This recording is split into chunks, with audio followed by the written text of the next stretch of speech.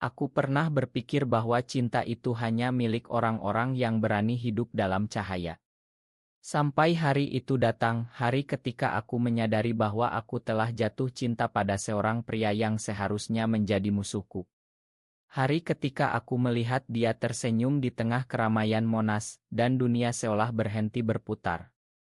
Hari ketika aku tahu, cinta ini akan menghancurkan segalanya yang aku bangun selama bertahun-tahun.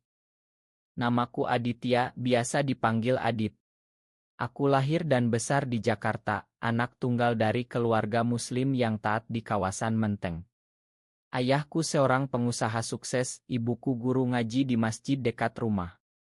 Sejak kecil, aku diajarkan bahwa hidup harus lurus, bahwa pria harus menikah dengan wanita, membangun keluarga, dan menjaga nama baik.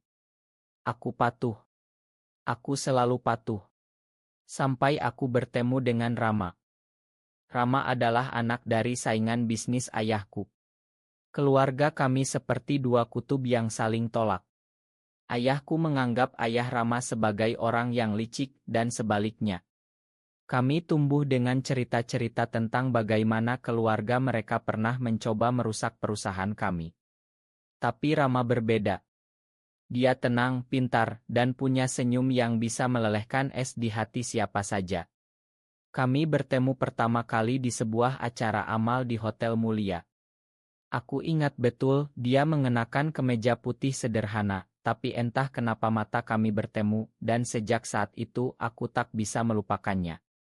Kami mulai bertemu secara diam-diam, di kai-kai kecil di Kemang, di taman-taman sepi di sekitar Danau Situ Gintung, atau bahkan di mobilnya yang diparkir di pinggir jalan gelap.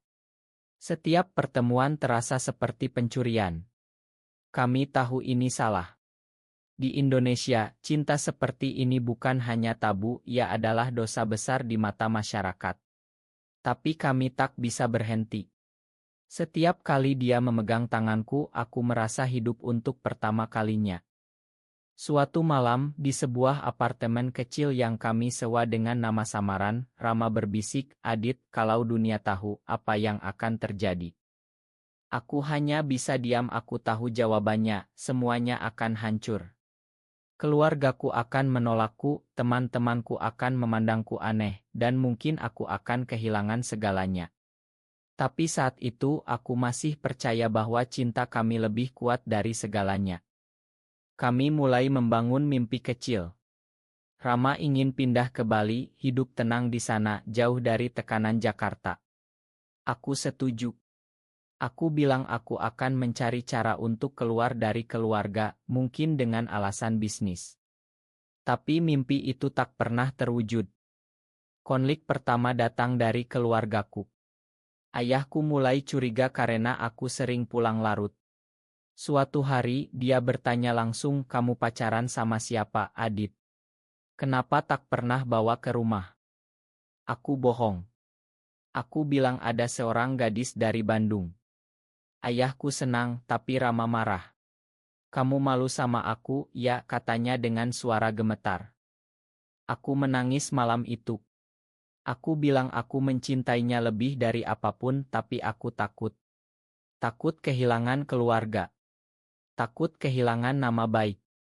Rama memelukku, tapi aku tahu, retak sudah mulai muncul. Kami semakin sering bertengkar. Rama ingin kami lebih terbuka, setidaknya dengan teman-teman terdekat. Aku menolak. Aku takut. Dan ketakutan itu membuatku melakukan kesalahan terbesar dalam hidupku. Suatu hari, ayahku mengatur pertemuan dengan anak seorang teman bisnis. Namanya Nadia. Cantik, pintar, dan dari keluarga baik. Ayahku ingin aku menikahinya. Aku menolak dalam hati, tapi aku tak berani bilang tidak. Aku bilang pada Rama bahwa ini hanya formalitas, bahwa aku tak akan menikahinya. Tapi Rama tak percaya. Dia bilang, "Kamu akan memilih mereka daripada aku." Aku tak bisa menjawab. Dan malam itu, Rama pergi. Dia menghilang. Nomor teleponnya tak aktif. Aku mencarinya kemana-mana, tapi tak ada jejak. Aku tahu dia pergi ke luar negeri, mungkin ke Australia atau Singapura, tempat dia punya teman. Aku hancur. Tapi aku tak bisa menunjukkan kesedihanku. Aku harus pura-pura kuat. Aku menikah dengan Nadia. Pernikahan itu seperti mimpi buruk. Aku tak pernah menyentuhnya dengan cinta. Aku hanya melakukan kewajiban. Nadia baik, tapi aku tak bisa mencintainya. Setiap malam aku memikirkan Rama. Tahun-tahun berlalu. Aku punya seorang anak laki-laki, namanya Arga. Dia mirip Rama. Mata yang tajam, senyum yang hangat. Setiap kali aku melihatnya, aku ingat apa yang aku korbankan. Aku mulai membenci diriku sendiri. Suatu hari, setelah 5 tahun, aku mendapat pesan dari nomor tak dikenal. Isinya hanya satu kalimat, aku kembali, Adit. Kita perlu bicara. Jantungku berdegup kencang. Aku tahu itu Rama. Aku tak bisa tidur malam itu. Pesan dari Rama membuatku gelisah. Aku membayangkan berbagai hal. Apakah dia sudah menikah? Apakah dia masih mencintaiku? Atau apakah dia datang untuk membalas dendam? Keesokan harinya, kami bertemu di sebuah kai kecil di daerah Senopati. Rama sudah berubah. Rambutnya lebih panjang, wajahnya lebih dewasa. Dia tampak lebih tenang, tapi matanya masih penuh luka. Selamat atas pernikahanmu, katanya dengan nada datar. Aku tak tahu harus bilang apa. Aku hanya menunduk. Makan aku, Rama. Dia tertawa kecil tapi pahit. Ma, setelah 5 tahun, kamu tahu berapa banyak aku menangis karena kamu. Aku menangis di sana. Di depan semua orang. Aku tak peduli lagi. Aku bilang aku menyesal. Aku bilang aku tak pernah berhenti mencintainya. Rama diam lama. Lalu dia bilang aku juga tak pernah berhenti. Tapi aku tak bisa kembali seperti dulu. Kami mulai bertemu lagi. Secara rahasia. Rama bilang dia kembali ke Indonesia untuk bisnis, tapi aku tahu dia kembali untukku. Kami menghabiskan waktu bersama seperti dulu. Tapi kali ini ada sesuatu yang berbeda. Rama lebih dingin. Dia tak lagi memegang tanganku seperti dulu. Dia tak lagi berbisik kata-kata manis. Suatu hari dia bilang aku hamil. Aku terkejut. Apa? Dia tersenyum tipis. Aku hamil. Anak laki-laki. Umur kandungan 4 bulan. Aku tak mengerti. Bagaimana bisa? Rama adalah pria. Tapi di dunia kita ada hal-hal yang tak bisa dijelaskan dengan logika. Rama adalah Omega. Dia lahir dengan kondisi langka yang membuatnya bisa hamil. Dia menyembunyikannya dariku selama ini. Aku pergi karena aku tak mau membebanimu, katanya. Aku tahu kamu tak akan bisa menerima ini. Aku memeluknya.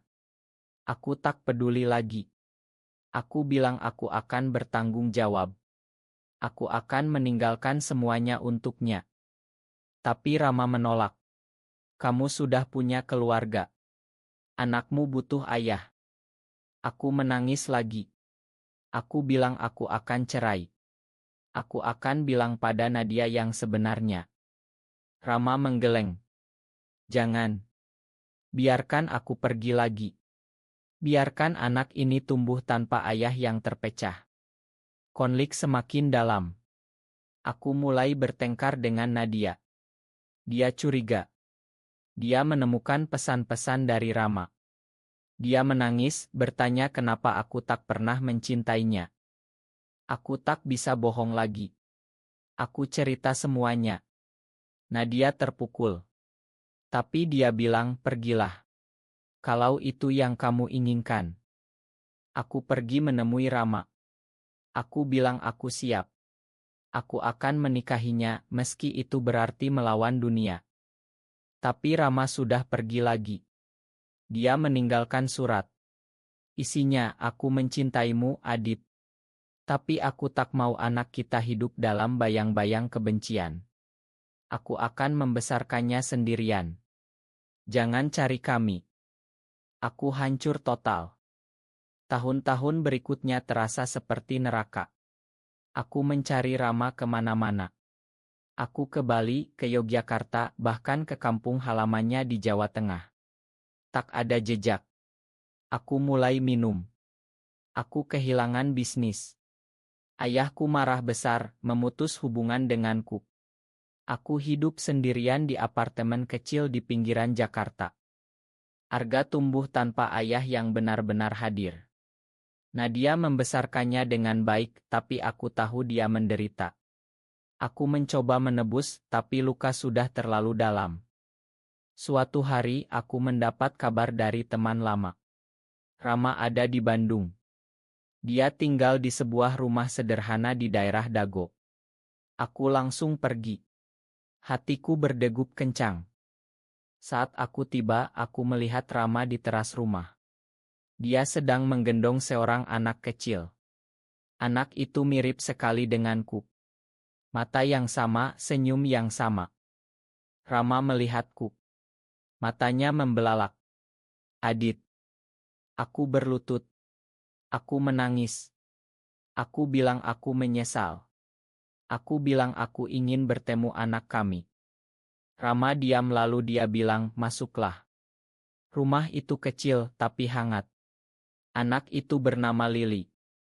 Rama memberinya nama Lili karena bunga itu melambangkan harapan. Lili berumur 3 tahun. Dia memanggil Rama Papa. Aku menangis melihat mereka. Rama bilang dia tak pernah menikah. Dia membesarkan Lili sendirian bekerja sebagai desainer Grace Relance. Aku bertanya kenapa dia tak memberi tahu. Rama bilang, aku takut kamu akan menolak kami. Aku memeluknya. Aku bilang aku tak akan pernah menolak. Aku bilang aku ingin menjadi bagian dari hidup mereka. Tapi Rama ragu. Kamu sudah punya keluarga. Arga butuh kamu. Aku bilang aku akan bicara dengan Nadia. Aku akan mencari jalan. Malam itu kami tidur bersama untuk pertama kalinya setelah bertahun-tahun. Rama menangis di pelukanku. Aku merasa utuh lagi. Keesokan harinya aku pulang ke Jakarta. Aku bicara dengan Nadia. Aku cerita semuanya. Tentang Rama, tentang Lili. Nadia terkejut tapi dia tak marah. Dia bilang aku sudah tahu sejak lama. Aku hanya menunggu kamu jujur. Kami sepakat bercerai secara baik-baik. Nadia bilang dia ingin Arga tetap dekat denganku. Aku menangis terima kasih padanya. Aku kembali ke Bandung. Rama masih ragu. Dia bilang aku takut dunia akan menyakiti Lili. Aku bilang aku akan melindunginya. Kami mulai membangun hidup bersama. Aku pindah ke Bandung. Aku membuka bisnis kecil di sana. Rama tetap bekerja dari rumah. Lili mulai memanggilku Papa Adit. Setiap hari aku membawanya ke taman bermain ayunan. Rama tersenyum melihat kami. Tapi konflik belum berakhir. Keluargaku tahu. Ayahku marah besar. Dia datang ke Bandung memaki-maki. Dia bilang aku telah menghancurkan nama keluarga. Ibu menangis, memohon aku pulang. Aku menolak. Aku bilang ini pilihan hidupku. Ayahku pergi dengan hati hancur. Aku merasa bersalah, tapi aku tahu aku tak bisa mundur lagi. Tahun-tahun berlalu. Lili tumbuh menjadi gadis kecil yang cerdas dan manis. Arga sering datang berkunjung. Dia dan Lili seperti saudara kandung. Nadia punya kehidupan baru dengan suami yang baik. Rama dan aku hidup bahagia meski dalam bayang-bayang. Kami tak pernah menikah secara resmi di Indonesia, itu tak mungkin. Tapi kami punya komitmen satu sama lain. Suatu hari, Rama sakit. Dokter bilang itu komplikasi dari kehamilannya dulu. Dia harus dirawat di rumah sakit. Aku panik. Aku tak bisa kehilangan dia. Di rumah sakit, Rama memegang tanganku. Adit, kalau aku pergi, janji rawat Lili ya. Aku menangis. Aku bilang aku tak akan pernah meninggalkannya. Rama sembuh. Tapi kejadian itu membuat kami lebih menghargai satu sama lain.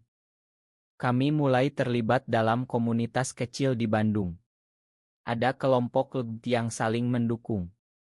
Kami tak lagi sendirian. Hari ini aku duduk di teras rumah, melihat Rama dan Lili bermain di halaman. Lili berlari ke arahku memelukku. Papa Adit, aku sayang kamu. Aku tersenyum. Aku memeluknya erat. Rama mendekat, duduk di sampingku. Dia memegang tanganku. Terima kasih sudah kembali. Aku mencium keningnya. Terima kasih sudah memberiku kesempatan kedua. Kami tahu dunia belum sepenuhnya menerima kami. Tapi kami punya satu sama lain. Kami punya Lili. Kami punya harapan. Cinta kami pernah dilarang, pernah disembunyikan, pernah hampir hancur. Tapi pada akhirnya, cinta itu menang. Karena cinta sejati tak pernah padam. Dan di sini, di antara bukit-bukit Bandung yang hijau, kami menemukan rumah kami yang sebenarnya.